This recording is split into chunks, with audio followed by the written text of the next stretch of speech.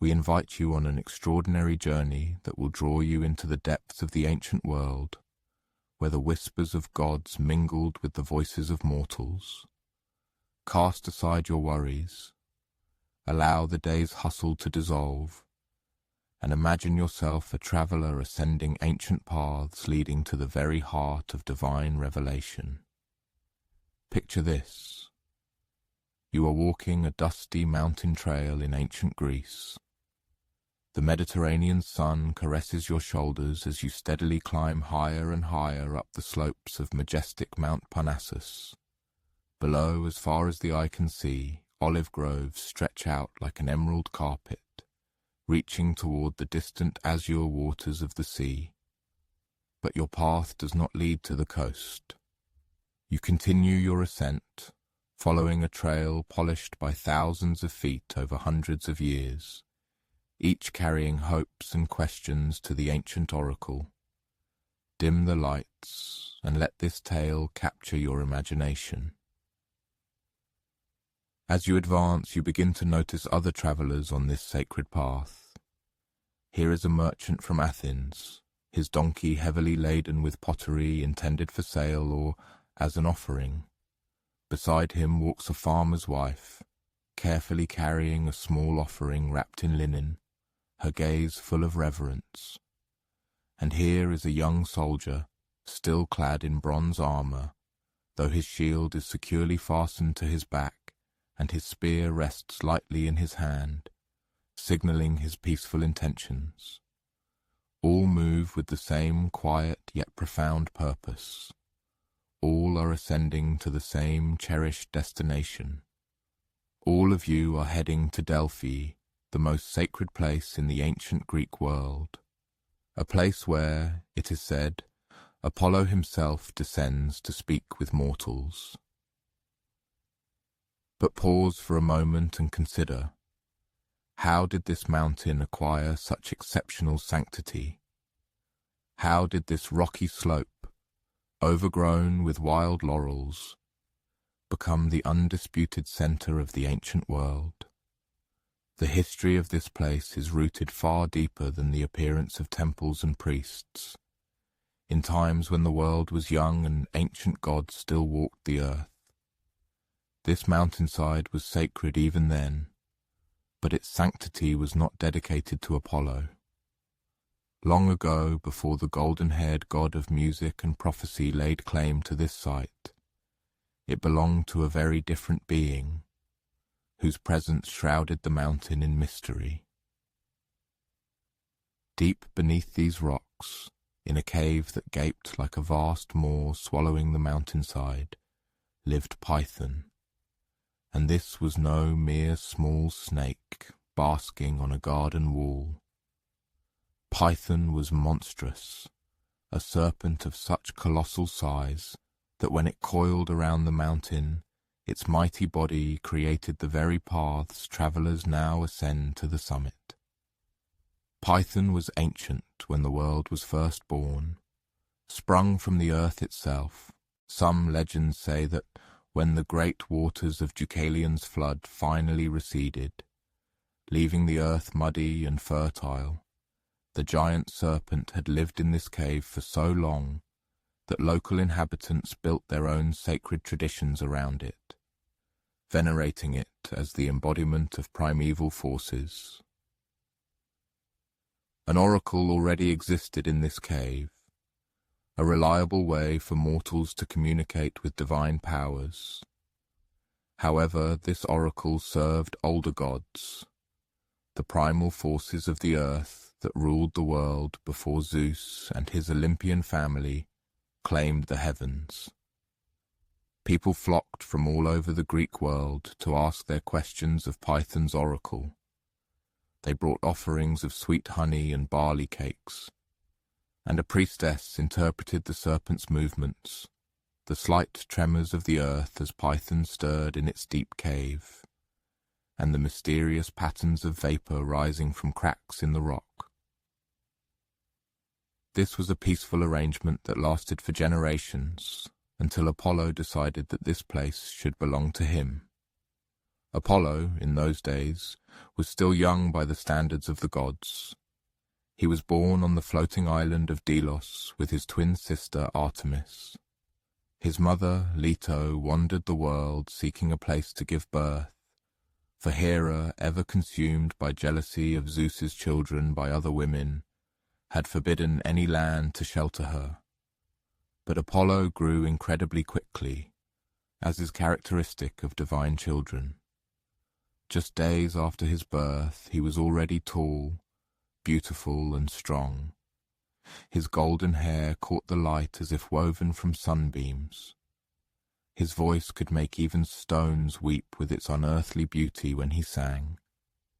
And he inherited from his father, Zeus, an unyielding determination to achieve what he desired.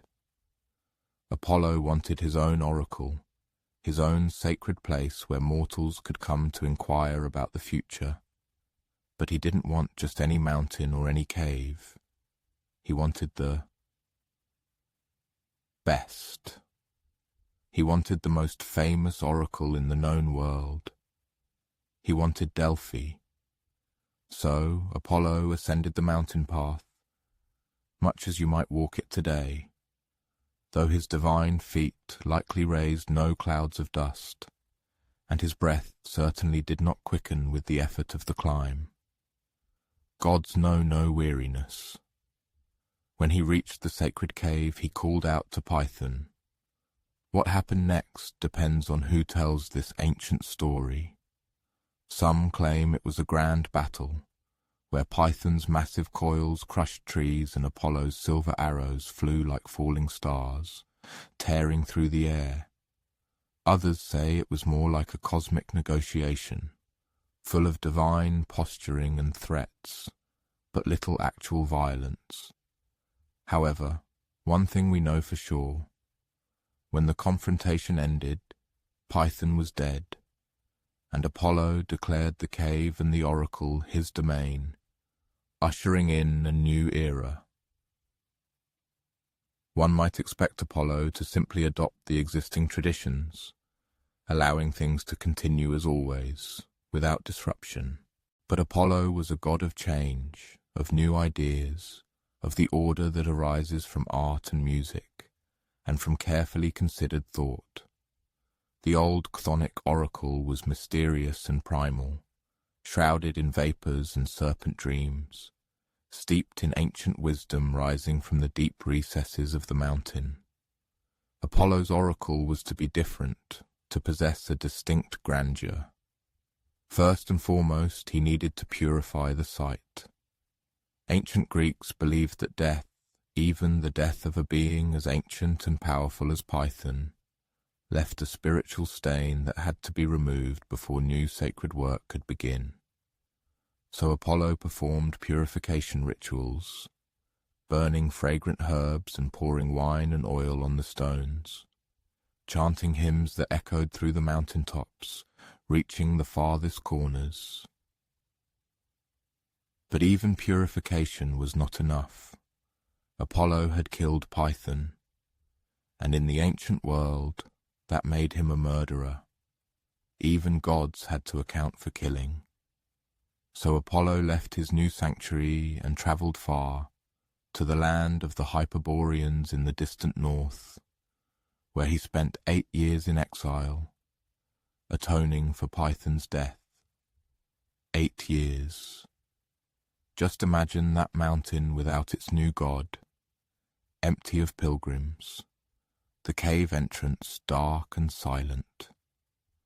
The locals must have wondered if their sacred place would ever come alive again, if the divine presence would return to them.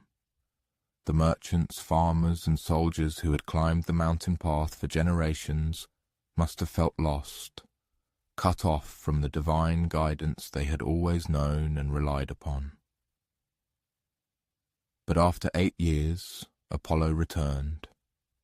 And when he returned, he brought with him not just a promise, but the most beautiful temple the ancient world had ever seen. In reality, that's not quite right. Apollo didn't so much bring a temple as inspire people to build it.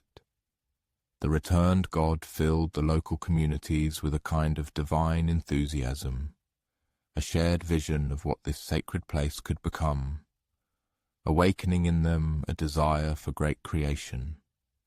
Stonecutters began to arrive from all over Greece, along with architects, artists, and craftsmen of all kinds. The temple they built was designed to be perfect in every way. Its columns were precisely proportioned according to mathematical principles that would later be called the golden ratio, embodying ideals of harmony and beauty. Its sculptures were carved by the greatest artists of the age, bringing stone to life. And inside, in the inner sanctuary, where only the priestess could enter, Apollo placed his sacred tripod, a three-legged bronze chair that would become the throne of his oracle, the place where the divine voice would descend to people. But wait, if Apollo was a god who spoke through an oracle, why did he even need a priestess? Why didn't he just speak directly to the people who came with questions? This is one of those wonderful mysteries of the ancient world that we will probably never fully understand, but can only guess at. Perhaps Apollo, being a god of harmony and balance, believed that divine truth had to be filtered through human understanding to be useful to mortal minds. Perhaps the overwhelming power of a god's direct voice would be too great for ordinary people, capable only of limited perception. Or perhaps, and this explanation makes the most sense if you think about it quietly, perhaps Apollo understood that the act of asking questions and seeking guidance was as important as the answers themselves. Think about it. You spend hours climbing a dusty mountain trail. You stand in line with other pilgrims, each carrying their hopes and fears. All of you are nervous, full of hope and uncertainty.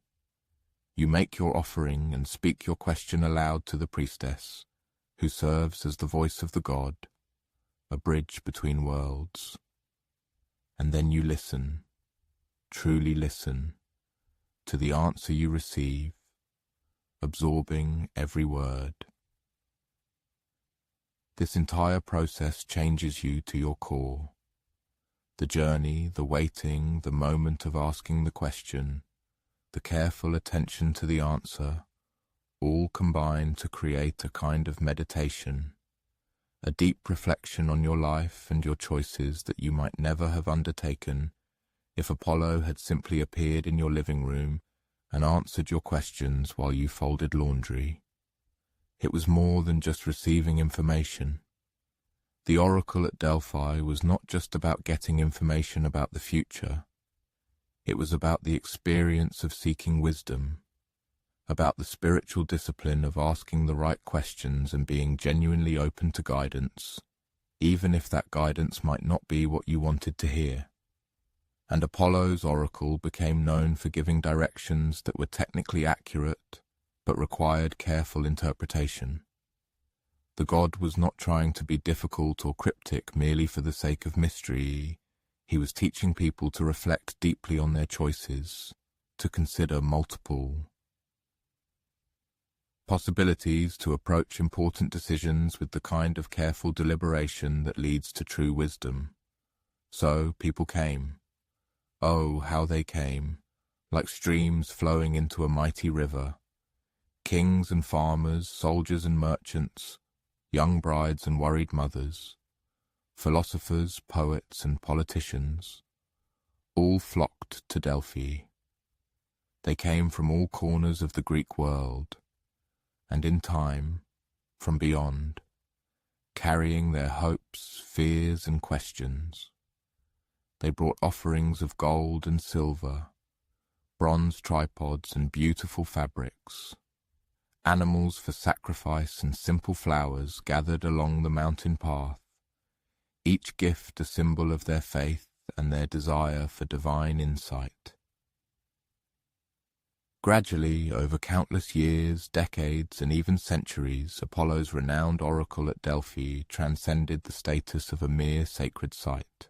It transformed into the true spiritual heart of the entire Hellenic civilization.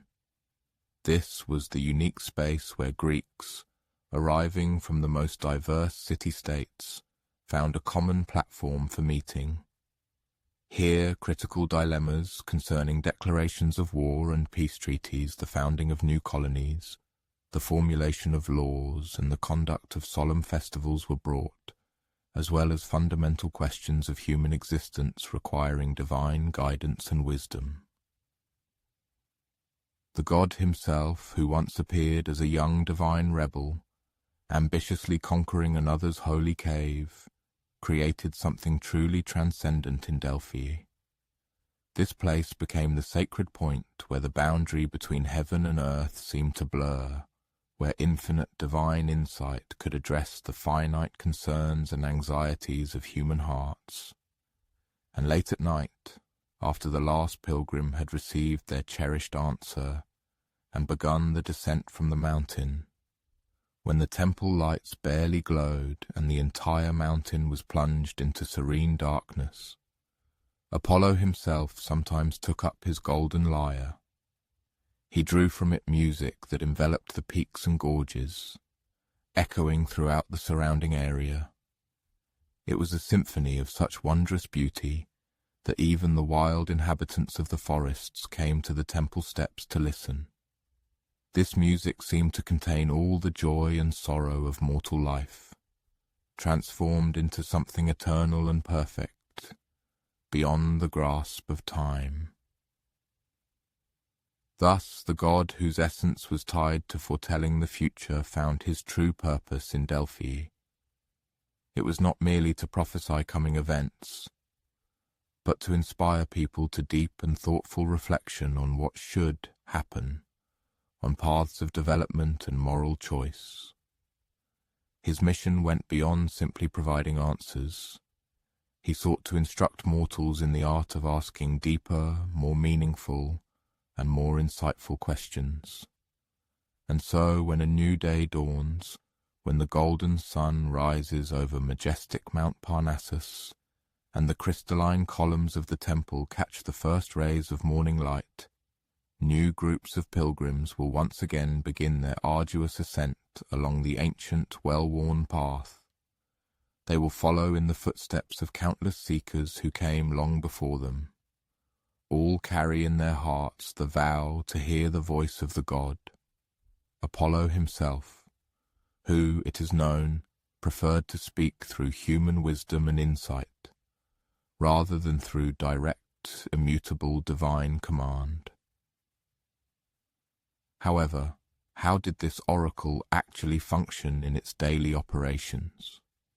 What was the life and service like for those who lived and worked in the most sacred place of the ancient world?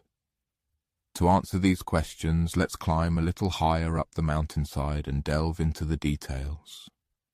The crow of a rooster echoes through the surroundings just as the first pale, barely perceptible gleam of dawn touches the peaks of Mount Parnassus. Below, in the valley, the world is still enveloped in the soft blanket of pre-dawn darkness. Here, however, in Delphi, the sacred space is already beginning to stir. One of its inhabitants awakens in his small stone house, built directly on the hillside.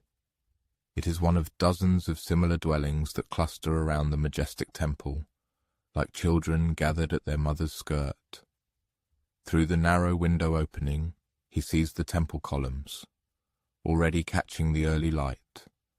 Their marble surfaces begin to emit a warm, honeyed glow that makes them appear less like stone and more like solidified sunlight. This dwelling belongs to one of the many residents who live year-round here in Delphi.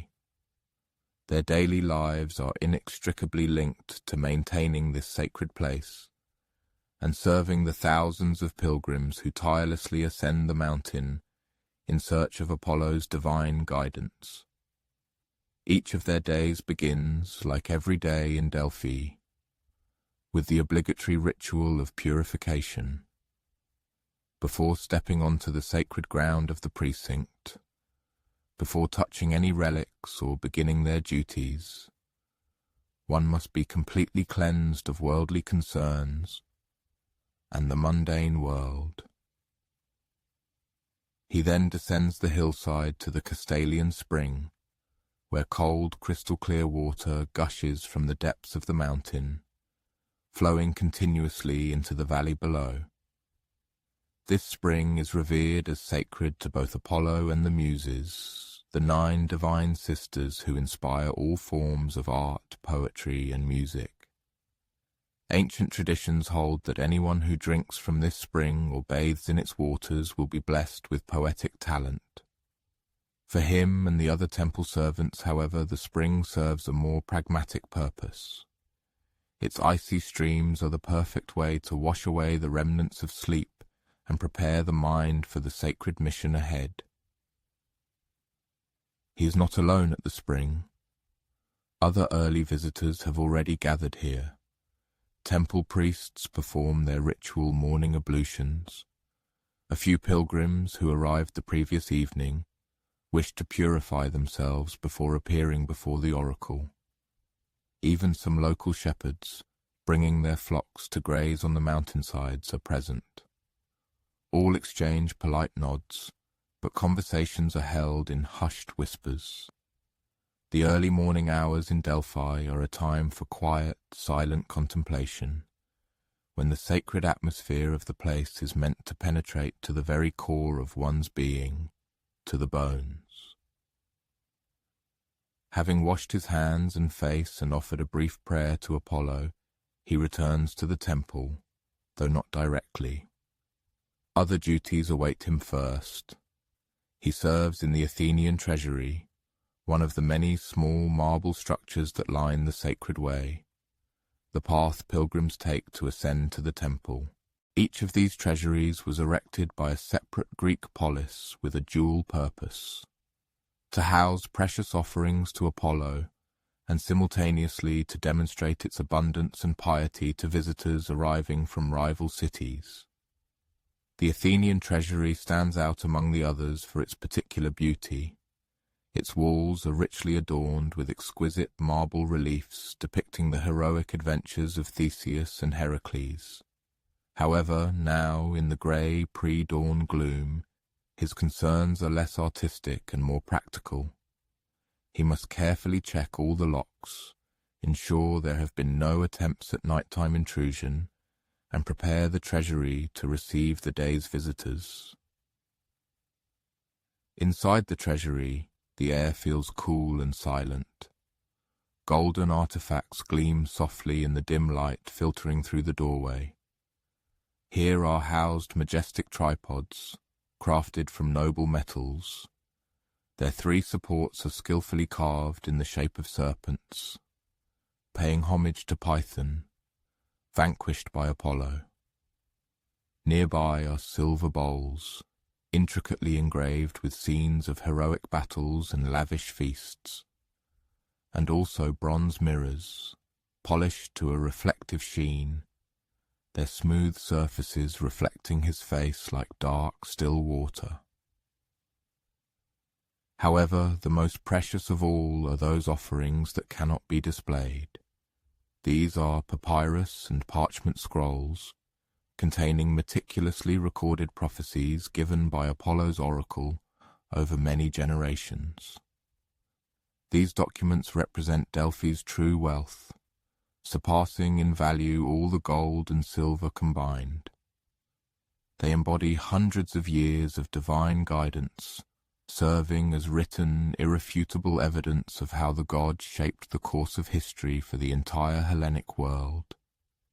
He meticulously inspects each container, ensuring the scrolls are safely protected from destructive moisture and rodents.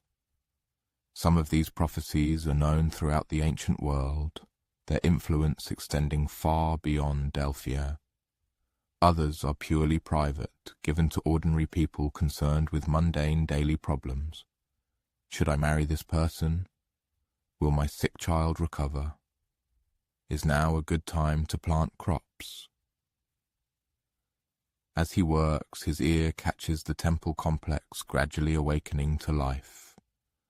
Footsteps on the stone pathways, the faint rustle of brooms sweeping dust from the polished marble floors, the gentle lowing of animals being led up the slope for ritual sacrifice, and voices quietly calling to one another as various temple servants begin their daily duties.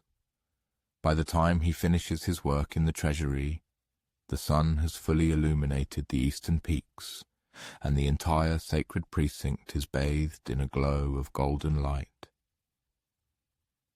Now comes perhaps the most beautiful part of his day, the solemn morning procession. Every morning in Delphi begins with a magnificent procession from the sacred spring to the temple. Priests, clad in pristine white robes and crowned with laurel wreaths, slowly ascend the sacred way while musicians draw melodies from flutes and lyres. This melody is always the same, an ancient hymn to Apollo that has been performed in Delphi for so many generations that its original author has long been forgotten.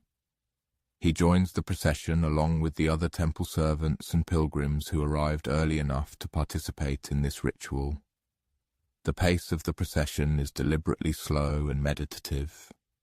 It is not merely a means of moving from one place to another.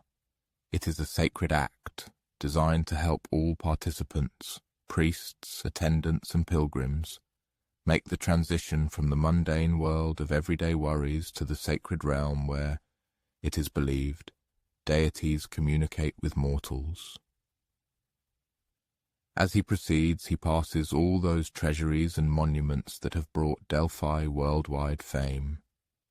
The Cnidian treasury comes into view, known for its striking marble caryatids, graceful columns carved in the form of elegant female figures, supporting the roof on their heads. Then follows the Naxian monument, crowned with an enigmatic sphinx carved from a single block of marble. And of course the Theban treasury, where Alexander the Great himself once came to seek Apollo's blessing before embarking on his conquest of the world. Each of these structures tells its own unique story. Each represents a particular triumph or profound tragedy, a significant moment when a Hellenic polis felt compelled to express gratitude to Apollo for his wise guidance or to implore his patronage. Passing them daily, he is reminded anew that Delphi is not only a place of religious worship, it is rather a centre where the entire Greek world converges to reflect on its rich history and to strategically plan its future. The procession reaches the temple just in time for the morning sacrifice. A pristine white bull, its horns gilded and its body adorned with lush garlands of flowers, is solemnly led to the ancient altar located directly in front of the temple's main entrance. The animal appears calm, almost dozing in the gentle morning sunlight. Priests carefully inspect it, searching for the slightest flaw or sign of ill health that might render it unsuitable for offering to the god. However, this bull, as always, proves to be a perfect specimen. The people of Delphi have long prided themselves on always offering only the best and most worthy to Apollo. The animal is quickly and humanely sacrificed. Its blood is poured onto the ancient altar stones while prayers and solemn hymns ascend to the brightening sky. This sacrifice fulfills several key functions. Firstly, it provides provisions for the temple kitchens, where hundreds of people must be fed daily. Secondly, it generates sacred smoke, which is believed to carry human supplications and requests into the realm of the gods. And finally, it establishes the necessary ritual purity that allows Apollo to speak through his oracle, revealing the divine will. Quiet. The oracle, as is known, does not speak daily, for her prophecies are proclaimed only once a month, on the 7th day after the new moon, a date especially revered as Apollo's birthday. And even then, divine utterance is possible only under favourable omens, when the gods clearly indicate their readiness to engage in dialogue with mortals at that specific moment. Today is not an oracle day. Today is what the priests call a maintenance day, a time designated for order and systematization. During this period, visitors are received who wish to bring offerings or seek clarification regarding temple procedures. Important documents are also copied and records are updated, documenting the cities that have made their obligatory tributes to Apollo. For this reason, instead of the intense mystical aura that usually envelops the oracle's prophecy sessions, today there is a more tranquil, almost domestic atmosphere. Temple servants diligently sweep dust from the marble floors and polish bronze elements to a shine. Scribes, settled in shaded corners, painstakingly reproduce prophecies onto fresh papyrus scrolls. Craftsmen are engaged in repairing damage to buildings and monuments, their hammers emitting soft clinks against stone and metal. A significant part of the morning is dedicated to assisting in cataloguing the new offerings brought by yesterday's pilgrims. Among them is an elegant silver bowl from Corinth, engraved with a prayer for Apollo's protection of merchant ships. There is also a bronze mirror from Sparta, a gift from a woman whose son recovered from a fever after her plea to the god. An exquisite ivory figurine arriving from some distant colony depicts Apollo playing the lyre with extraordinary skill. Each offering requires meticulous recording: who brought it, when it occurred, and what was requested of Apollo. These records serve both practical and spiritual purposes. From a practical standpoint, they help temple administrators track their extensive riches and ensure that nothing is lost or stolen. In a spiritual sense, they preserve the memory of each person's relationship with the god, creating a kind of continuous dialogue between Apollo and his devotees spanning many generations. Around noon, when the sun reaches its zenith and the marble columns cast sharp shadows on the temple floor, the afternoon visitors begin to arrive. These are not the pilgrims rushing for prophecies. These are, in a sense, tourists, wealthy Greeks from various cities, eager to see the famous oracle site, make modest offerings, and then tell their friends back home about visiting the most sacred place in the civilized world. Often he acts as a guide for these visitors, leading them around the sacred precinct and explaining the history and significance of the various buildings and monuments. He enjoys this work, as it offers an opportunity to see Delphi with fresh eyes, to appreciate anew how astonishing this place must appear to people who do not live here constantly. This structure, he explains to a well-dressed merchant from Rhodes, pointing to a small but elegant treasury, was erected to commemorate the victory at Marathon. The Athenians sought to express gratitude to Apollo for his aid in defeating the Persians. Therefore, they dedicated 1/10 of all the spoils obtained in that battle. The merchant nods approvingly. Like most Greeks, he is aware of the history of Marathon. However, seeing the actual treasury where Persian gold and silver are kept makes the famous battle more real and tangible for him. He shows him the tripods won by victorious athletes at the Pythian Games, a grand festival of Apollo that gathers participants from across the Mediterranean every 4 years. He points to the statue of Gelon of Syracuse, commissioned by him after his victory over the Carthaginians. He explains how the sacred way is designed to create a sense of ascent to the divine, where each turn of the path reveals new wonders, while heightening the anticipation of the temple crowning the summit. The merchant asks insightful questions.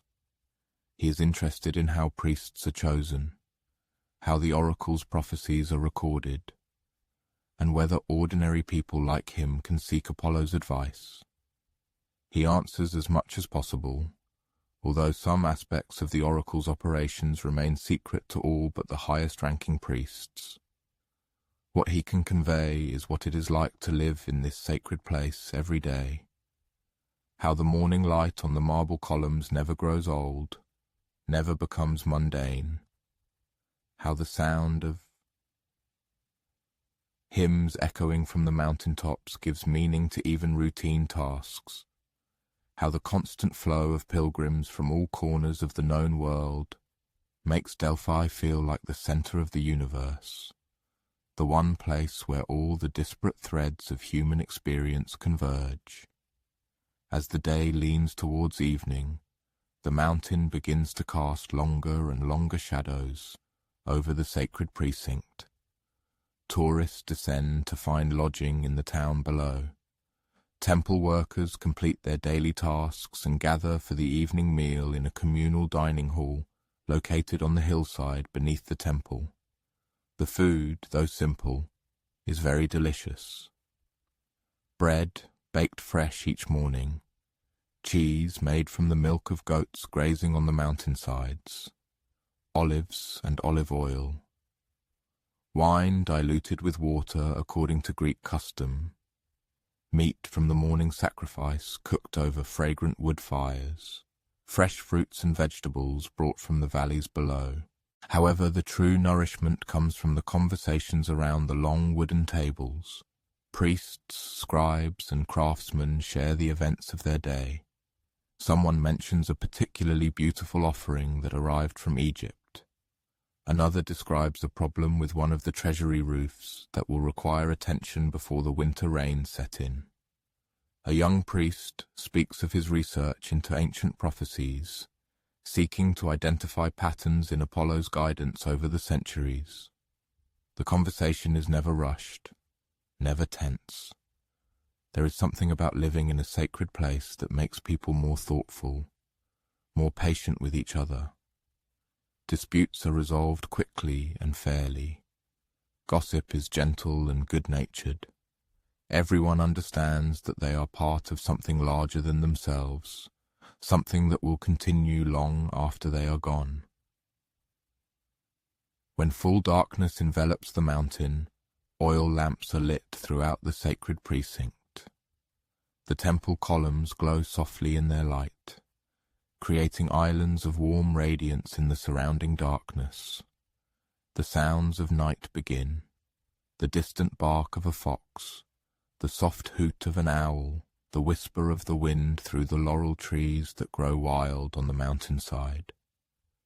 He takes one last walk through the treasury, checking the locks and ensuring everything is securely fastened for the night.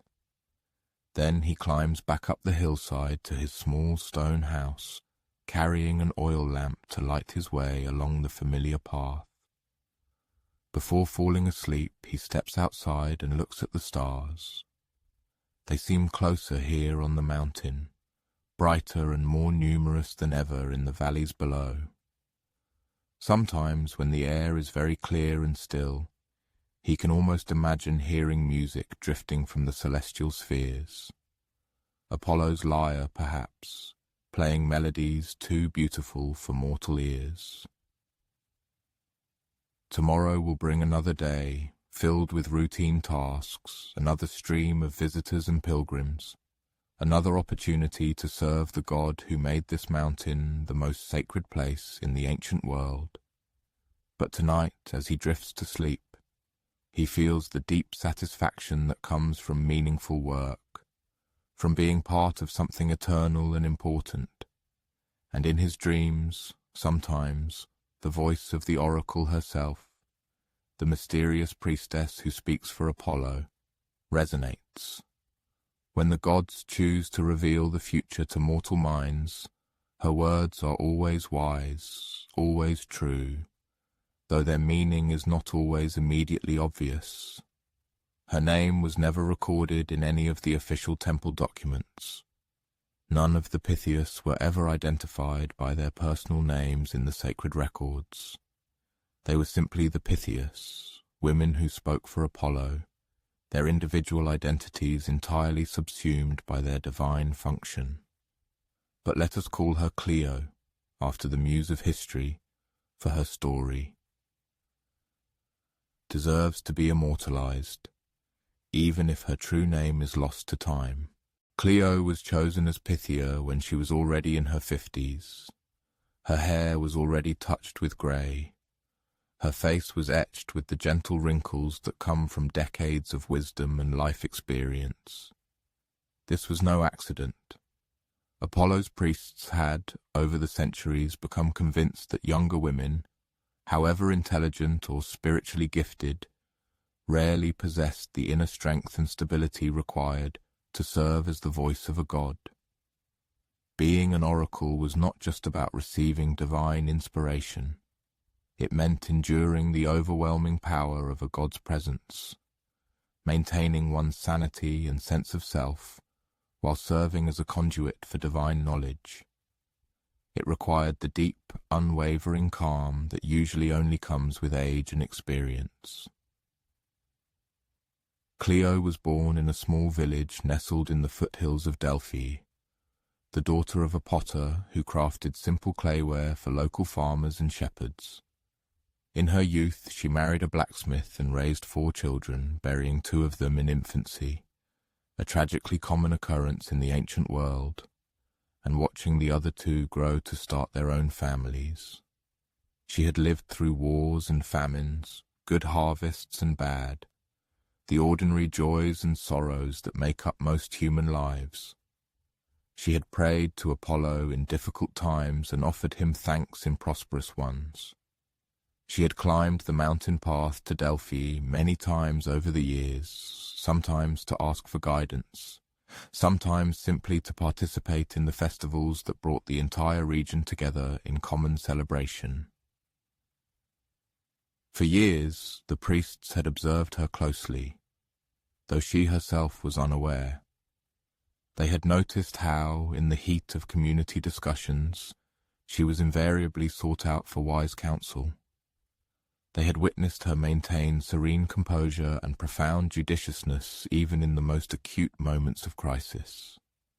They also noted her genuine, unostentatious piety, not the dramatic, demanding religious fervor that craves spectacular signs and wonders, but rather a quiet, unshakable faith, fully trusting in divine wisdom, even when it proved difficult for human reason to grasp.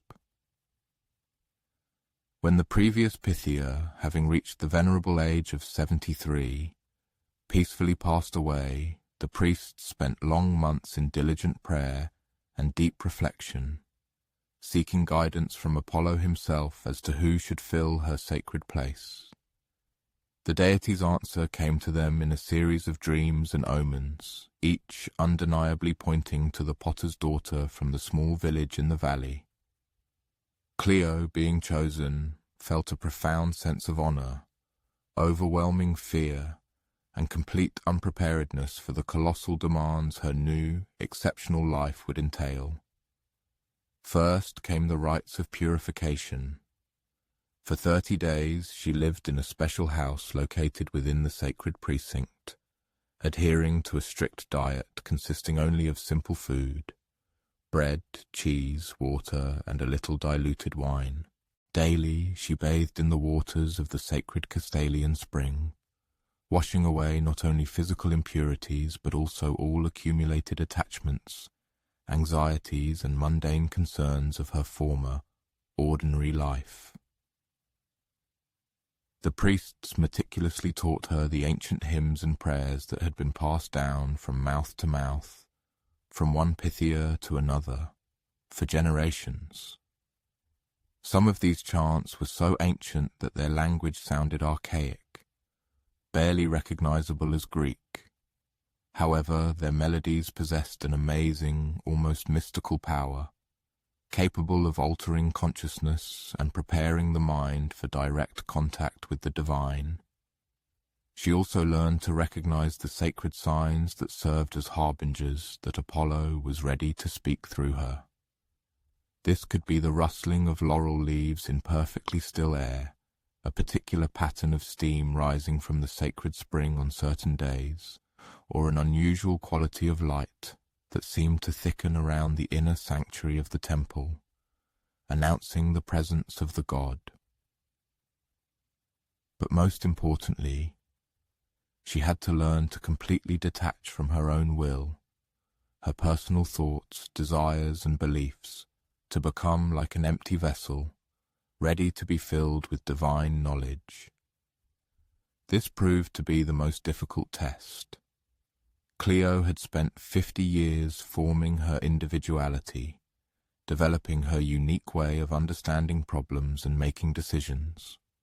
Now she was required to learn to set all that aside, to become perfectly receptive to anything Apollo wished to convey through her. When she first began her duties as oracle, she was so overwhelmed with emotion that she could barely walk the few steps from the temple entrance to the sacred tripod where she was to sit to receive divine inspiration. Her hands visibly trembled as she adjusted her white robes. Her voice faltered as she uttered the introductory prayers. The pilgrim who came for advice was a middle-aged farmer from Boeotia. His question was painfully simple. His wife had been barren for 15 years of their marriage, and he wished to know if Apollo could guide him to having children. Cleo sat on the three-legged bronze chair and closed her eyes. She breathed deeply, trying to quiet her racing heart and open her mind to the presence of the god. For a long time, nothing happened.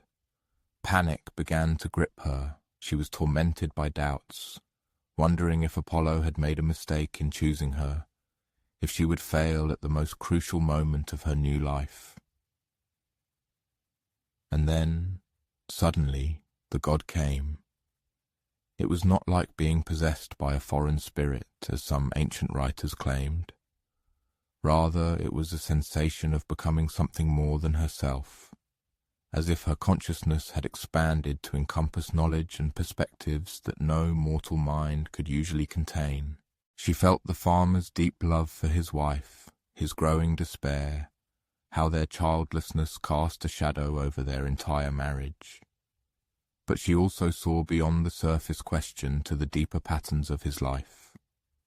With divine clarity, she understood that his wife's barrenness was neither a curse nor a punishment, but merely one of those inexplicable sorrows that sometimes touch human lives.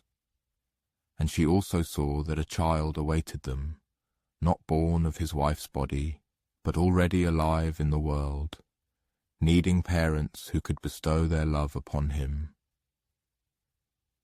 When Cleo spoke, her voice sounded different even to her own ears, deeper, more resonant, filled with absolute certainty.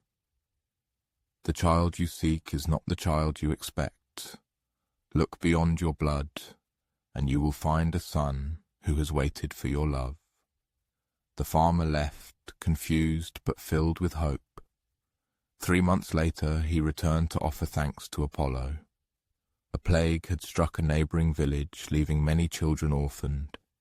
He and his wife adopted a 7-year-old boy whose parents had died, and from the moment they brought him home, their dwelling was filled with the joy they had sought for so many years. News of the successful prophecy spread quickly, as it always did when the oracle's guidance proved accurate and helpful.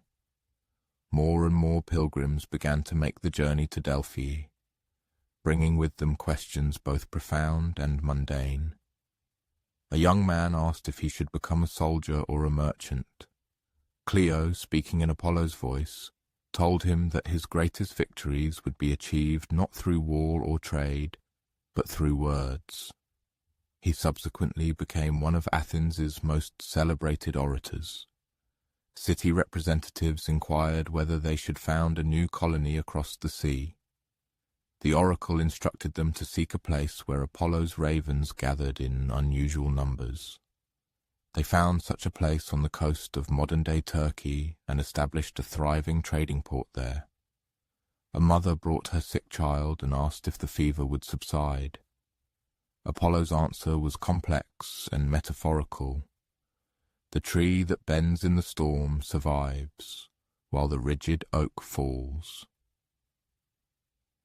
The woman interpreted this as guidance to stop forcing her child to eat, and instead allow his body to rest and recover naturally. The fever subsided within a few days. As the months turned into years, Clio grew more deeply accustomed to her role as the voice of the god. She learned to trust the divine knowledge that flowed through her, even when it contradicted her own human understanding of a situation. She developed special methods for managing the intense spiritual experience of channeling Apollo's consciousness, breathing exercises, meditative practices, and ways to prepare her mind and body for the overwhelming presence of divine wisdom. However, she also realized that being an oracle required more than simply receiving divine messages. It required the ability to translate those messages into language that ordinary people could understand and apply to their lives. Apollo's knowledge was infinite and timeless. He could see all possibilities, all consequences, all the interconnected patterns that shape human destiny. But mortal minds think in linear categories, in concrete images, in stories that have clear beginnings and ends. So Clio learned to be not only a channel, but also a skillful translator. When Apollo revealed vast, complex truths about someone's future, she had to find ways to compress that knowledge into concise, memorable phrases that would guide the questioner toward wise choices. Sometimes this meant speaking in riddles and metaphors that required careful thought to fully comprehend. The most famous oracles in history were often enigmatic, not because Apollo loved to be mysterious, but because some truths are too vast and complex to be conveyed directly. When King Croesus asked whether he should attack the Persian Empire, Apollo revealed to Clio a vision of vast armies converging in battle, cities ablaze, an ancient kingdom turning to ruins. But he also showed her that the question itself was flawed, that Croesus was asking about military strategy when he should have been asking about wisdom and justice, about the proper use of power. Therefore, the oracle's famous answer was, "If you cross the river, you will destroy a great kingdom." Croesus naively assumed this meant the destruction of the Persian kingdom. Only after his defeat did he realize that the great kingdom he destroyed was his own. The prophecy proved absolutely accurate, but it also served as a lesson in humility, a reminder that even kings must carefully consider their assumptions and motives before taking actions that could affect thousands of lives. The life of an oracle inevitably entailed a kind of profound solitude. Clio could never casually speak of the things she saw while channeling Apollo's consciousness. She could never use divine knowledge for her own benefit or to aid her family and friends. She was required to maintain complete neutrality, absolute fairness, treating the concerns of kings and peasants with equal respect and attention. Her old friends from the village below found it difficult to adjust to her new role. How do you have an ordinary conversation with someone who speaks for a god?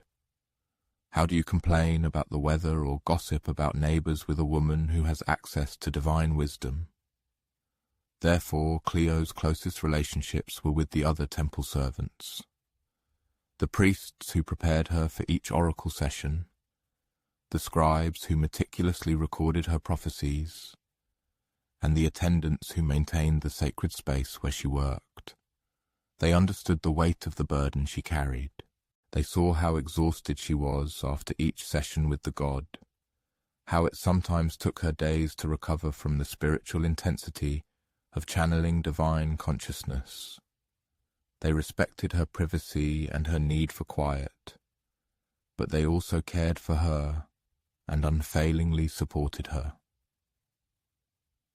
On days when Clio was not performing her duties as oracle, which was the vast majority of her time, as prophecies were proclaimed only once a month, she led a secluded life within the sacred temple grounds. Her days were spent tending a small garden, where she meticulously cultivated herbs necessary for temple rituals. She also spun wool and wove cloth, fulfilling the sanctuary's daily needs. A significant portion of her leisure time Clio devoted to studying the archival records of previous prophecies, seeking to discover hidden patterns that might help her more deeply comprehend the subtleties of Apollo's divine communication with mortals. Sometimes at the break of day, before the temple buzzed with the activity of daily life, she would sit on the steps of Apollo's temple and gaze thoughtfully at the valley spread out below. From this elevated vantage point, her eyes swept over a wide expanse for miles in all directions. Olive groves and vineyards, humble villages and faint smoke from fires, and beyond the distant mountains, the immense shimmering of the sea. This majestic view invariably reminded her of the divine perspective. It allowed her to realize how Apollo could see all of human life, unfolded before him like a vast, intricate tapestry. Individual lives appeared as mere threads in this tapestry, important certainly, yet still part of something far grander and more complex than any mortal could fully grasp. In these quiet, contemplative moments, Clio sometimes felt the intangible presence of the god, even when she was not formally serving as his oracle. It was not the pervasive, transformative experience of prophecy, but rather a gentle awareness of divine wisdom invisibly flowing through the world. She felt Apollo's deepest affection for humanity, his sincere desire to help people make choices that would lead to flourishing and happiness. She understood, though she could not fully explain to others, that Apollo's prophecies were not arbitrary pronouncements of some unchangeable future. They represented guidance based on the natural consequences of human choice. It was wisdom designed to help people align their actions with the deeper patterns of justice and harmony that govern the entire universe. The oracle, in essence, was not a foreteller of unalterable fate in the sense we might imagine it today. It was rather elevated spiritual guidance, provided at the highest possible level, divine wisdom applied to human earthly problems, limitless knowledge filtered through the prism of perfect compassion. Years passed, the relentless march of time. Clio's hair turned completely silver. Wrinkles deepened around her eyes, but these were furrows etched by wisdom and serenity, not by hardship or sorrow. She found unprecedented peace in her role, a sense of perfect alignment with her true purpose that she had never experienced in her former life.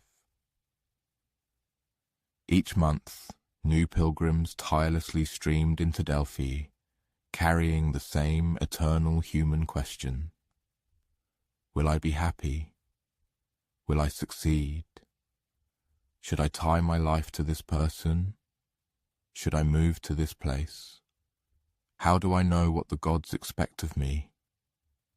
And month after month, Clio opened herself to Apollo's wisdom and proclaimed answers that guided these seekers toward more conscious decisions, toward deeper understanding, toward a richer existence. In her mundane human consciousness, she never knew for sure whether the advice she gave in Apollo's voice was helpful. Pilgrims left Delphi immediately after receiving their prophecies, returning to their distant homes to grasp the meaning of the god's words through their own life experiences. But sometimes, years later, someone would return to Delphi to offer a thank offering to Apollo. This might be a prosperous merchant who started his business following the oracle's guidance, or a happy spouse who chose their partner according to divine advice, or a city that avoided imminent disaster by heeding the gods' warnings. These return visits were a source of the deepest satisfaction in Clio's life as Pythia.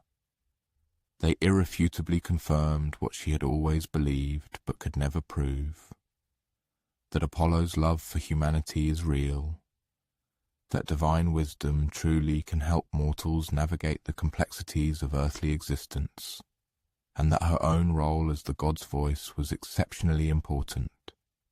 However, even more valuable than successful prophecies were the lessons she learned about the very nature of divine guidance. Apollo never made decisions for people. He never promised easy paths or comfortable outcomes. Instead, he helped people to understand their potential paths more clearly, to see the likely consequences of their actions more accurately, and to align their aspirations with the enduring principles of wisdom and justice that would serve them well, regardless of external circumstances. The divine voice, speaking through Clio, taught people to ask deeper questions, rather than simply giving them the answers they thought they desired. It encouraged them to profoundly self-examine their motives and values. It helped them cultivate the inner wisdom that would serve them throughout their lives, and not just in the immediate dilemma that brought them to Delphi. And gradually, over decades of her service as oracle, Clio came to understand that this was precisely how divine guidance was meant to work. Not as a magical panacea for human problems, but as a way to help people become wiser, more thoughtful, more capable of making choices that would lead to genuine well-being and profound satisfaction. Upon reaching the age of 70, Clio felt Apollo's presence begin to subtly wane, not abruptly but gradually, like a slow ebbing tide. She knew her time as oracle was drawing to a close and was ready for this inevitable conclusion. Her last prophecy was given to a young woman who asked a question Clio herself might have asked decades earlier: how can I live a life that matters? Apollo's answer, spoken in the voice of the aging Pythia, was simple and deeply resonant. Listen carefully, speak truth, choose wisely, love fiercely. The gods ask for nothing more. 3 months later, Clio peacefully passed away, just as her predecessor had. The priests found her in her humble cell within the temple grounds. Her face radiated serenity, her hands folded over a scroll containing one of Apollo's ancient hymns. She was solemnly buried in the sacred cemetery on the mountainside above Delphi, her grave marked by a simple stone slab that identified her only as Pythia, faithful servant of Apollo. Her personal name was never recorded, as she wished, but her enduring legacy lived on in the wisdom she conveyed, in the guidance she gave, in the lives she helped improve through her service as the voice of the god. And in the quiet moments before dawn, when the mountain mists swirled like ghostly smoke around the temple columns, and the first light touched the sacred peaks, the priests sometimes imagined they could still catch her voice, deep and all-encompassing, filled with divine authority, speaking truths that would outlast centuries, long after marble turned to dust and bronze turned green. But who were the souls who ascended this mountain in search of such wisdom? What compelled ordinary mortals to undertake the arduous pilgrimage to Apollo's sacred sanctuary? Let us follow some of them along the winding path and listen to the questions that weighed so heavily on their hearts. The messenger arrived in Delphi in the pre-dawn darkness of a summer morning in 480 BCE.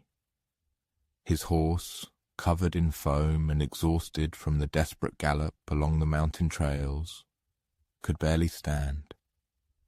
He brought news that struck chilling fear into the hearts of every person on the sacred grounds.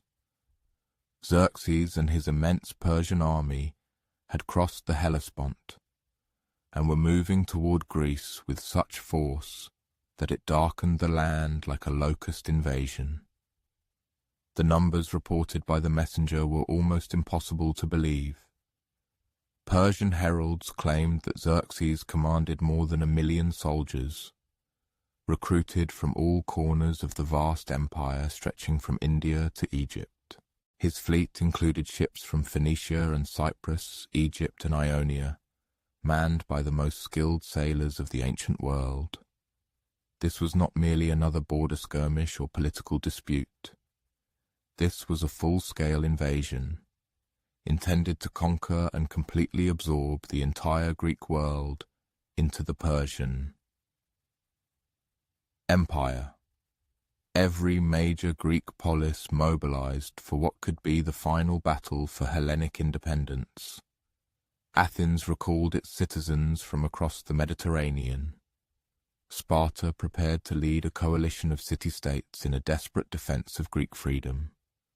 But even the most optimistic military planners understood that the odds were overwhelmingly against them, raising a terrifying question for the priests and pilgrims in Delphi. What would happen to Apollo's sacred mountain when the Persians arrived? Xerxes showed little respect for Greek religious traditions during his campaign through northern Greece. Persian soldiers plundered temples, melted down sacred statues for gold, and used holy sites as military camps. There was no reason to expect them to treat Delphi any differently, despite its reputation as the most sacred place in the Greek world. The temple treasuries held riches that had accumulated for centuries. Golden statues and silver vessels, bronze tripods and ivory sculptures, precious gems and rare metals gathered from all corners of the Mediterranean. The value of these offerings could finance military campaigns for many years. No Persian commander would likely leave such trophies untouched out of respect for a Greek god. More importantly, from a strategic perspective, control of Delphi would give Xerxes an immense psychological advantage over any Greek cities that continued to resist Persian rule. If the oracle were to predict a Persian victory, if Apollo himself seemed to endorse Xerxes' claims to rule Greece, the morale blow to Greek resistance would be devastating. So the priests of Apollo faced an agonizing decision. Should they try to evacuate the most valuable treasures, hiding them in caves or sending them to distant colonies where Persian armies might never reach? Should they try to negotiate with Xerxes, offering cooperation in exchange for the protection of the sacred site? Or should they trust in the power of their god to protect his own sanctuary, no matter how overwhelming the human threat might seem? The debate lasted for several days among the temple's senior priests. Some argued for practical measures, scattering the treasures, preparing mountain refuges, developing contingency plans to continue the oracle's functions from other locations. Others insisted that such preparations would demonstrate a lack of faith in Apollo's ability to protect his sacred ground. The discussion grew even more intense when scouts reported that an advanced Persian detachment had been sent from the main army with orders to march directly to Delphi. These were not mere reconnaissance troops or foraging parties. This was a significant military formation, equipped for siege warfare, clearly intended to seize the oracle and its treasures before Greek relief forces could intervene. The people of Delphi, priests and pilgrims, merchants and artisans, all whose lives were inextricably linked to the sacred mountain, faced the prospect of becoming refugees within days. Some families had already begun to gather their most essential belongings, preparing to flee into the mountains before the Persians could encircle the sacred precinct. But then something extraordinary happened. A delegation of Delphians approached the oracle with a question they had never had to ask before. Should we abandon the sacred precinct to save our lives? Or should we stay and defend Apollo's sanctuary, even if it means our death? The Pythia's answer was immediate and unambiguous, delivered with a certainty that astonished all who heard it. The god will protect his own. Those who trust Apollo need not fear mortal armies, however numerous or mighty they may seem. Remain at your posts and prepare to witness a divine protection rarely seen by mortals. The prophecy quickly spread throughout the sacred precinct, bringing both comfort and unease to the people who had to decide whether to believe it. Was this genuine divine guidance, or was the oracle merely telling people what they wanted to hear during a desperate crisis? Some families chose to leave despite the prophecy, unwilling to risk their children's lives on what might be wishful thinking disguised as divine revelation. But most of the temple servants chose to stay, trusting in Apollo's protection and their own understanding of the god's power. The approach of the Persian vanguard, scheduled for 3 days later, heralded imminent danger. It was a column of seasoned professional warriors, their ranks stretching for miles along the winding mountain trails. Their bronze armor gleamed under the bright summer sun, reflecting its rays, and their meticulously maintained weapons left no doubt as to their deadly effectiveness. The discipline of these soldiers was undeniable, evident in the precision of every movement and the efficiency of their encampment procedures. Observing from the temple steps as this formidable war machine methodically prepared to assault the sacred precinct, even the most devoted defenders of Apollo's sanctuary began to waver, wondering if they had made a fatal error. It was clear that the Persian forces outnumbered and outmatched them, capable of crushing any resistance from the small temple guard. However, as the Persian commander made his final preparations before attacking the sacred ground, some very unusual events began to unfold. The first harbinger was a sudden change in the weather, as if appearing from nowhere. The clear blue summer sky that had moments ago stretched over the mountains suddenly filled with dark, swirling clouds, resembling smoke from a colossal fire engulfing the mountain tops. In the distance, thunder began to rumble, though no lightning was visible to explain the ominous sound. The experienced Persian soldiers, veterans of numerous campaigns in diverse climates, felt a growing unease. This was no ordinary weather phenomenon. The clouds were too dark, the rumbling too continuous, and the sudden sharp change in atmospheric pressure too dramatic to be a result of natural processes. Then the earthquake began. At first it was a subtle tremor of the earth, a minor seismic event common in this geologically active region, but it steadily intensified until the Persian warriors found it difficult to maintain their balance, and their war horses reared in panic. The earthquake reached its peak precisely as the Persian commander gave the order for his troops to advance toward the temple. Massive boulders breaking off the cliffs above the sacred precinct began to crash down upon the advancing forces. It seemed as if entire sections of the mountain shifted and slid, causing avalanches that blocked key paths the Persians needed for their assault. But the most terrifying and astonishing phenomenon was the light. Witnesses later described a radiance that seemed to emanate from the temple itself, a golden glow that transformed the marble columns into solidified sunlight. This light grew brighter and brighter until Apollo's temple became almost impossible to look at directly, as if the god himself had descended to protect his sacred ground. In this dazzling brilliance, some Persian soldiers claimed to see tall, luminous figures wielding weapons of pure light, standing guard around the temple, like divine protectors. Whether these were actual supernatural manifestations or hallucinations induced by a combination of fear, earthquake, and unusual atmospheric conditions, their impact on Persian morale was decisive. The attack collapsed before it even began. Persian soldiers, brave warriors who had fought successfully in dozens of campaigns, fled in panic from what they perceived as undeniable divine intervention. Their commander, seeing his troops too demoralized to continue the assault, ordered a retreat to a safe distance to consider further action. However, Apollo was not yet finished with the Persian forces. That same night, as the Persians camped a few miles from the sacred precinct, the attacks continued.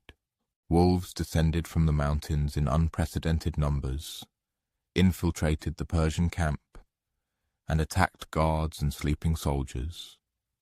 These animals showed no fear of human weapons or fire, continuing their assaults with a ferocity that seemed almost supernatural. Simultaneously, a mysterious illness began to spread through the Persian ranks. A fever, starting with a few soldiers, quickly infected hundreds, leaving them too weak to fight and too sick to march.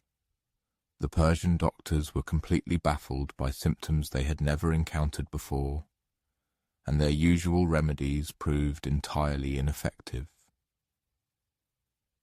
By the third day, the Persian commander finally gave up. He ordered his surviving troops to abandon the attack on Delphi and rejoin the main army, reporting to Xerxes that the oracle was protected by divine forces too powerful for mortal soldiers. News of the Persian retreat spread throughout Greece like wildfire, providing a desperately needed morale boost to the Greek resistance. If Apollo could protect his own sanctuary from the most powerful army in the world, perhaps the gods had not abandoned Greece to Persian conquest. Perhaps there was still hope for preserving Hellenic independence. The survival of the oracle also had practical military consequences.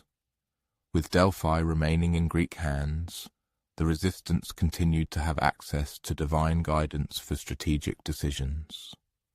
Apollo's prophecies helped coordinate the defensive efforts of the various city-states, providing a unity of purpose that was absolutely essential for any successful resistance to the Persian invasion. Most famously, the oracle provided guidance that helped the Athenians interpret another cryptic prophecy about wooden walls that were to protect their city. Apollo's advice led them to understand that their ships, not their fortifications, represented their best hope for survival, guidance that proved crucial in the naval battle of Salamis. But what actually happened at Delphi during those 3 days when the Persian attack was repelled? Was it genuine divine intervention, natural phenomena occurring at a psychologically crucial moment, or some combination of supernatural and natural factors? Ancient sources differ in details but are unanimous about the outcome. The Persians retreated. Delphi remained in Greek hands, and the oracle continued to function throughout the invasion crisis. Whether you attribute it to direct intervention by Apollo or an extraordinary coincidence of geological and meteorological events, the result was the same. Greece's most vital religious institution survived the greatest existential threat it had ever faced. Modern geological research of the Delphian region confirms that the area is seismically active, and that earthquakes often trigger landslides and avalanches of the type described in ancient sources. Weather patterns in the region can also change with dramatic suddenness, especially during the summer months when thermal conditions create rapid atmospheric instability. It is entirely possible that the Persian attack occurred precisely when natural forces were creating conditions that appeared supernatural to people who interpreted them as manifestations of divine will. From this perspective, Apollo's protection of his sanctuary operated through natural processes, not in violation of them. The god protected his sacred ground using the very geological and meteorological characteristics of the mountains themselves. But even this naturalistic explanation does not diminish the significance of what transpired. The timing was so perfectly chosen, the coincidence so dramatically apt, that even skeptical observers would have had to admit that something extraordinary had occurred. Whether you called it divine intervention or miraculous luck, the result was that Greek morale was strengthened at a moment when it was desperately needed. The Persian retreat from Delphi became one of the most famous examples of divine protection in ancient literature. It was told and retold as irrefutable proof that the gods actively supported those who defended sacred traditions and cultural independence. This story inspired resistance movements throughout the vast Persian Empire, encouraging other peoples to believe that their local gods could also protect them from foreign domination. For the oracle itself, survival against the Persian threat established a new level of prestige and influence. Apollo's prophecies gained additional authority from the vivid demonstration that the god was capable of protecting his own sanctuary even against overwhelming military force. Pilgrims travelled to Delphi not only in search of guidance but also hoping to see the place where divine intervention had saved Greek civilization. The Persian invasion also marked a turning point in how the oracle related to political events. Before the crisis, Apollo's prophecies typically focused on individual guidance and local disputes. After the demonstration of divine power in international affairs, the oracle became more actively involved in the great political and military questions that shaped the ancient world. This increased political involvement brought both new opportunities and potential dangers. The oracle's advice became more influential in shaping historical events, but it also became more controversial. People began to scrutinize the oracle's prophecies more carefully, looking for evidence of political bias or manipulation.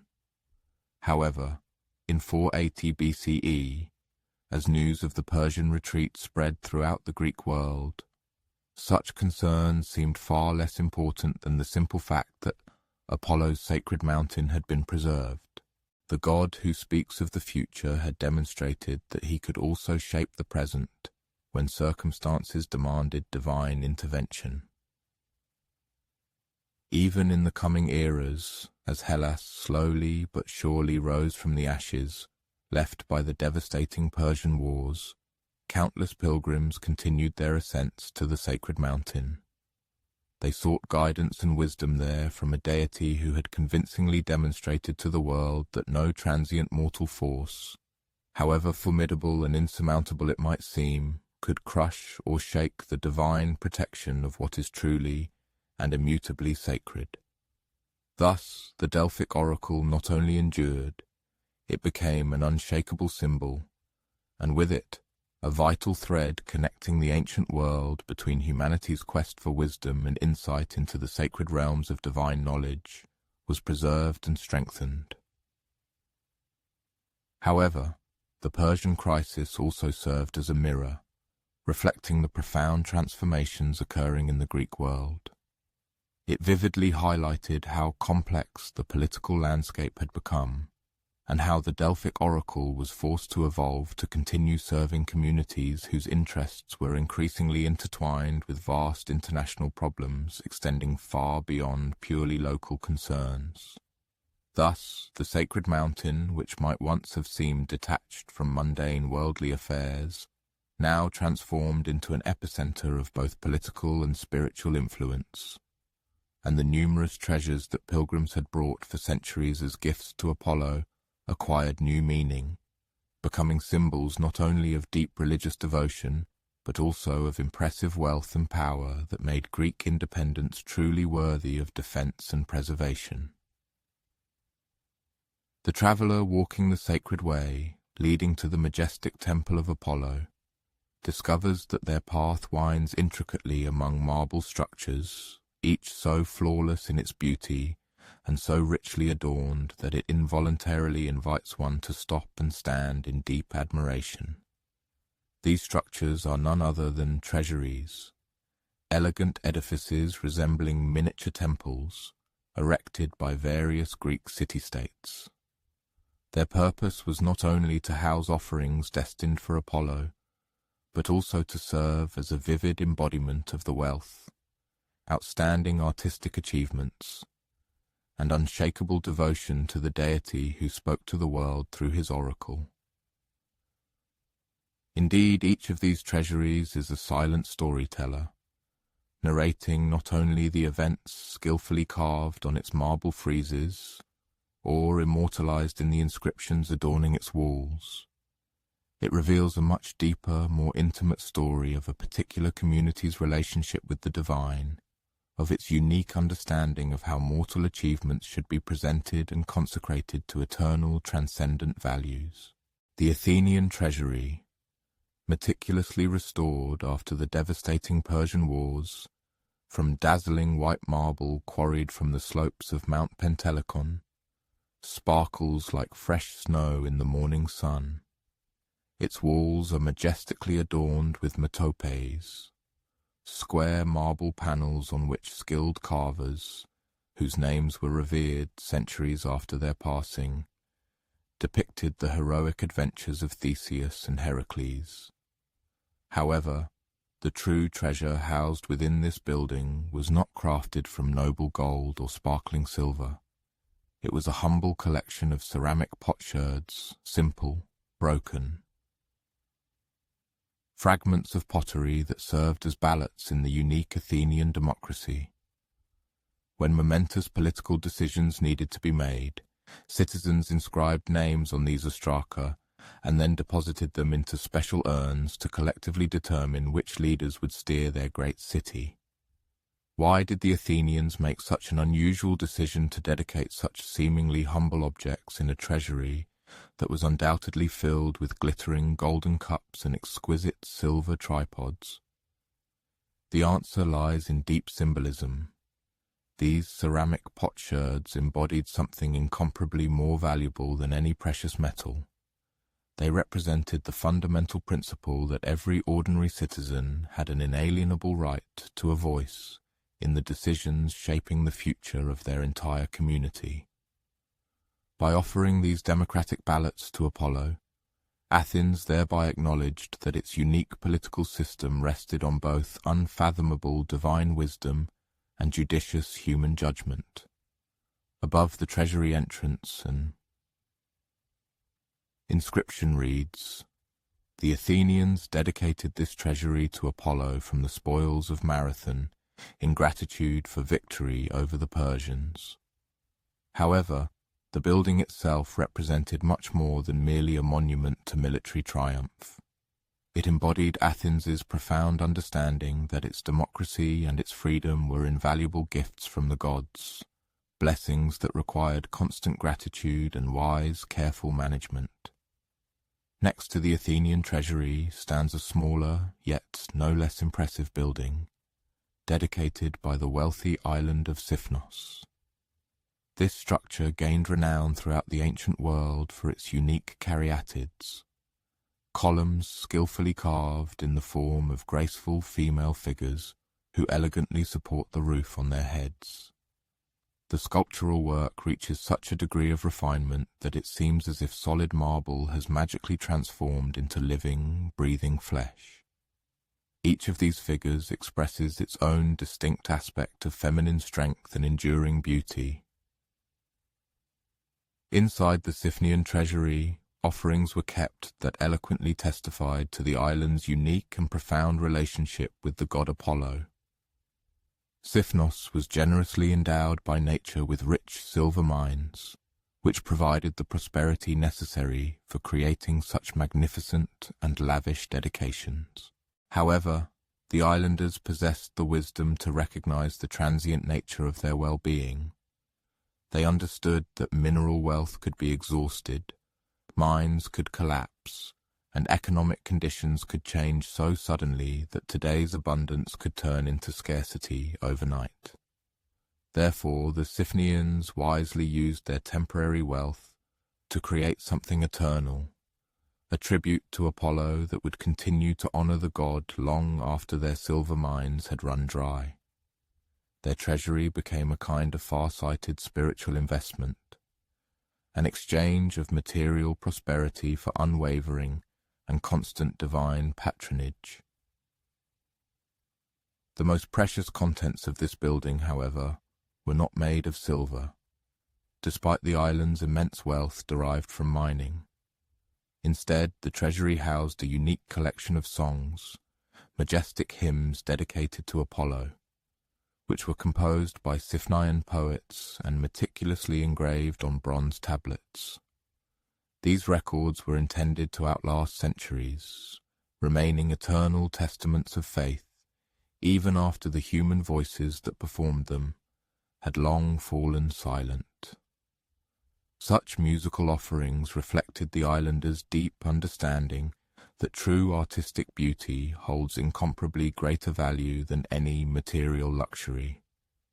They believed that creating something truly beautiful and perfect was the highest form of service to the god of harmony and proportion. The Sicyonian treasury, in turn, tells a completely different story from the others. This round building, erected in honor of their triumphant victory at the first Pythian Games, boldly departed from the traditional rectangular temple design, giving rise to something entirely new and visually stunning. Its innovative architecture served as a direct reflection of Sicyon's distinguished reputation as a recognized center of artistic experimentation.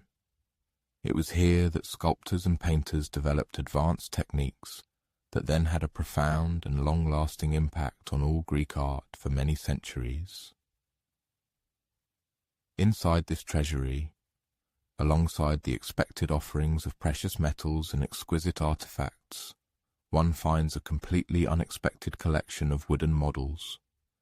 These were miniature versions of theatrical sets that were used in the famous Sicyonian dramatic festivals.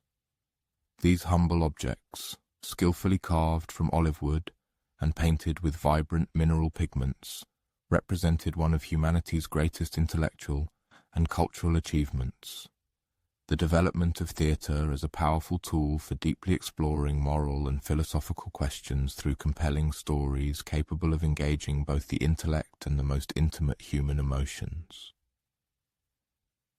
These wooden models, possessing no material value in the ordinary sense, were absolutely priceless in terms of cultural significance.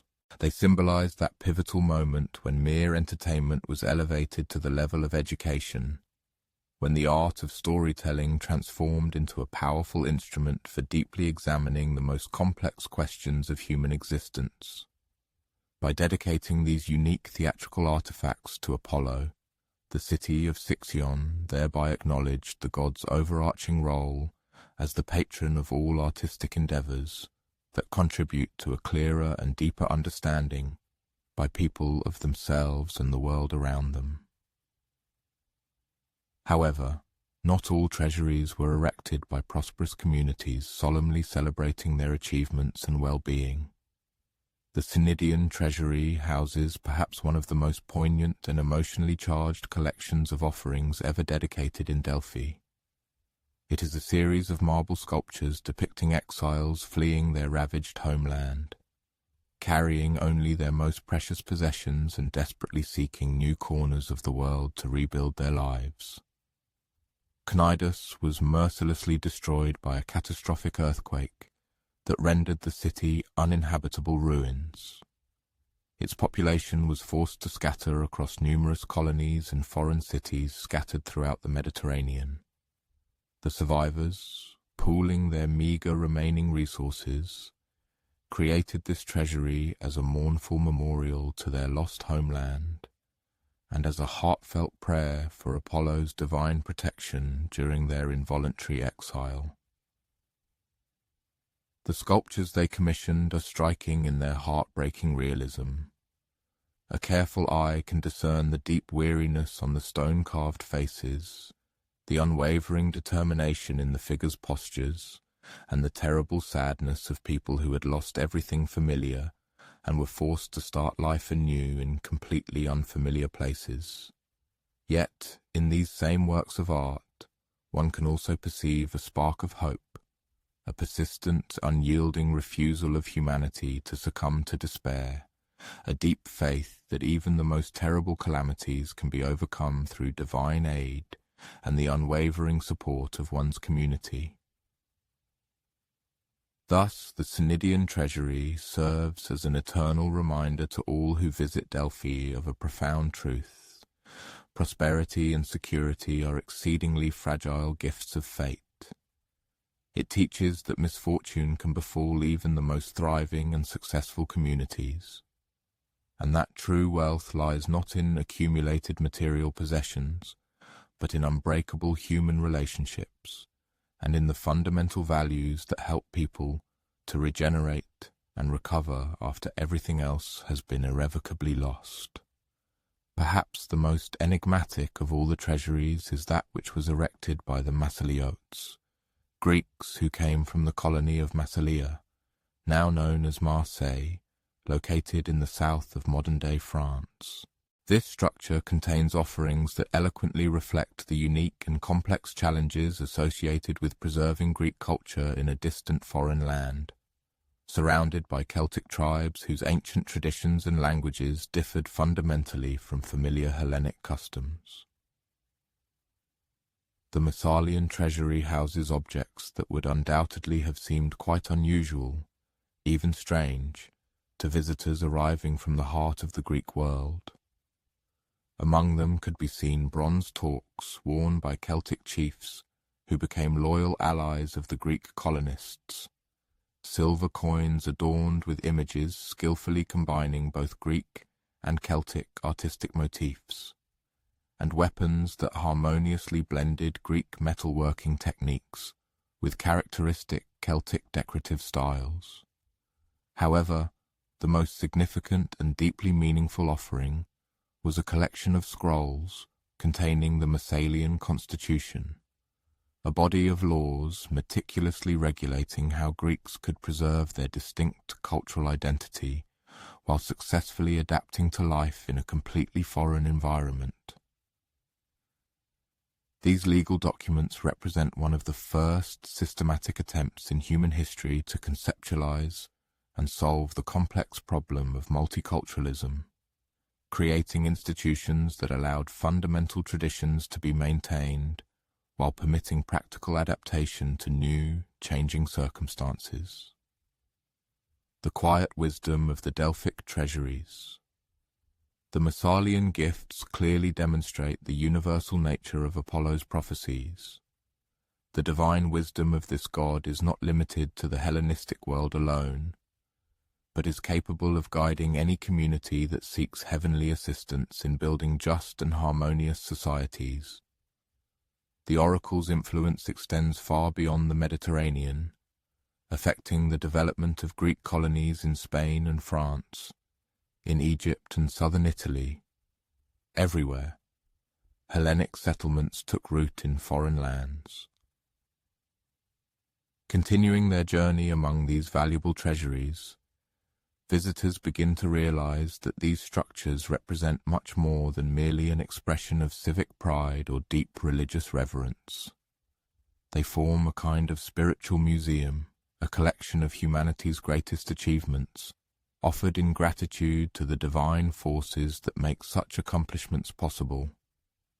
The Corinthian treasury houses exquisitely crafted ship models that opened new sea routes between Greece and the western Mediterranean. The Aetolian treasury carefully preserves examples of standardized silver coins, which, by creating a reliable medium of exchange, made international trade possible. The Theban treasury displays weapons and armor acquired in battles that preserved Greek independence from foreign invasions. Each of these buildings celebrates different facets of human genius and valor. Altogether, they create a comprehensive tribute to everything that makes civilization possible: art and science, law and religion, commerce and martial prowess, individual excellence and communal cooperation. However, the treasuries also serve as a kind of spiritual competition. Each city strives for its offering to Apollo to be more impressive than its rivals, its building more beautiful, and its dedication more generous. This competitive aspect transforms religious reverence into a powerful stimulus for artistic and architectural innovation. The result is a sacred precinct that serves as a showcase for the highest achievements of Greek civilization. Visitors to Delphi do not merely encounter the oracle, they experience a concentrated manifestation of everything that makes their culture worthy of preservation and defense. The artistic competition between the treasuries stimulates continuous improvement in sculpture and architecture. Artists from different cities exchange techniques and ideas, creating a cross-pollination of creativity that benefits the entire Greek world. The Athenian treasury influences the design of the Theban treasury, which in turn inspires innovations in the Argive treasury. This creative exchange transforms Delphi into a center of artistic as well as religious activity.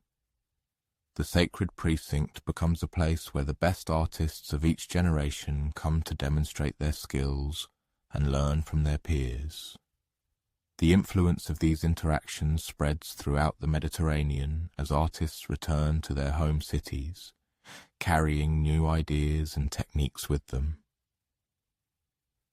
The treasuries also perform an important diplomatic function. They provide neutral ground where representatives of different cities can meet and negotiate without the political tensions that might complicate discussions in their home territories. Many important alliances and treaties are first discussed in the shadow of Apollo's temple, with the presence of the gods encouraging honesty and good faith in diplomatic exchanges. The offerings housed in the treasuries create a permanent record of intercity relations. When Athens and Sparta cooperate in defending Greece from Persian invasion, their joint dedication in the treasury of the Greeks immortalizes that cooperation for future generations. When Corinth and Corcyra resolve a trade dispute through the oracle's mediation, their grateful offerings document the peaceful settlement for posterity. Over time, the treasuries become repositories of historical memory as well as religious reverence. Future generations can walk among these buildings and read the history of their civilization in marble and bronze, understanding how their ancestors met challenges and achieved successes that made the present possible. But the treasuries also reveal the cost of Greek achievements. Many of the finest offerings were created using wealth obtained through conquest or exploitation. The gold adorning Apollo's altars was often mined by slaves working in dangerous conditions. The silver funding artistic commissions sometimes came from tributes exacted from weaker cities. This moral complexity adds depth to the spiritual significance of the treasuries. They remind visitors that human achievements are always a mixed blessing, that even the most beautiful creations can be tainted by the circumstances of their making. Apollo's wisdom helps people navigate these ethical complexities, finding ways to build just and beautiful societies without ignoring the costs such societies sometimes impose on others. The Delian treasury houses perhaps the most thoughtful response to this moral challenge. Delos, Apollo's birthplace, was also one of the largest slave markets in the ancient world. The islanders used their profits from human trafficking to fund magnificent dedications to the god. But they also established legal protections for slaves and created institutions that helped freed slaves integrate into free society. Their temple offerings include documents establishing these progressive legal codes, demonstrating that communities can acknowledge the moral costs of their prosperity while working to mitigate the harm caused by their economic systems. The example of Delphi shows how divine guidance can inspire people to transform unjust institutions, rather than simply accepting them as immutable realities. As evening falls, and the setting sun paints the marble treasuries in hues of gold, rose, and deep purple, the visitor realizes that these buildings represent humanity's continuous dialogue with the divine. Each offering is both a thanks for past blessings and a plea for future guidance. Each treasury is both a celebration of achievements and an acknowledgement of dependence on sources of wisdom beyond human understanding. The treasuries would stand for centuries, surviving earthquakes and invasions, political upheavals and cultural changes. Some would be damaged and rebuilt. Others would be stripped of their contents by conquerors. Still others would simply fall into decay as the communities that built them faded from historical memory. But their underlying purpose would persist as long as people sought to connect their temporal achievements with eternal values. As long as communities wished to offer their best accomplishments in service of transcendent ideals. The oracle at Delphi continues to deliver divine wisdom to mortals for their questions, but the treasuries surrounding Apollo's temple tell another truth. The truth that human creativity and divine inspiration can work together to create beauty that outlives the civilizations that produced it. In these marble buildings filled with offerings of gold and silver, bronze and ivory, one can see both the glory and the fragility of human achievements. One can understand why people continue to ascend this sacred mountain, seeking guidance from a God who sees all possibilities, all consequences, all the ways mortal choices can serve immortal purposes. The treasuries of Delphi stand as a permanent testament to the cooperation between human effort and divine blessing, between temporal ambitions and eternal wisdom. They remind everyone who sees them that the greatest achievements of civilization come not from human pride alone, but from a humble recognition that our greatest successes are gifts that must be returned to the sources from which they came. As the moon rises over Mount Parnassus and silver light bathes the ancient stones of Apollo's sanctuary, the sacred mountain of the oracle descends into the peaceful silence that has marked the end of countless days throughout its long and glorious history. Pilgrims have returned to their distant homes, carrying with them the divine guidance they sought, and the memories of this place where heaven and earth touch. The priests have completed their evening rituals, ensuring that Apollo's temple remains pure and ready for any seekers who may arrive tomorrow. The treasuries stand in the moonlight splendor, their marble walls securely guarding the offerings that represent humanity's gratitude for divine wisdom. But the true treasure of Delphi is not contained within any building or locked away in any vault. It lives in the understanding that wisdom is always available to those who seek it with a sincere heart. That divine guidance constantly flows through the world for anyone humble enough to listen, and that the questions we ask can be more important than the answers we think we want. The ancient oracle of Delphi, renowned for its insight, consistently conveyed the message that the very pursuit of wisdom constitutes an act of profound reverence. It asserted that the road leading to true understanding is inherently sacred, regardless of whether the traveler reaches the desired ultimate destination. Representatives of ancient civilizations, traversing the winding mountain path to Apollo's sacred temple, found there not merely answers to their pressing questions and immediate difficulties. They discovered something far more significant, a deep comprehension of those intimate mysteries that imbue human existence with true value and meaning.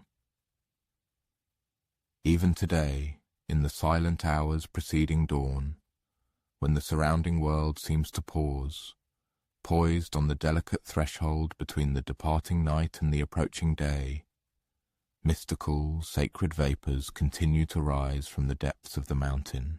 They carry an unchanging, eternal promise that divine wisdom remains open and accessible to every generation, to every civilization, and to any individual who dares to approach the sacred with sincere reverence and a truly open heart.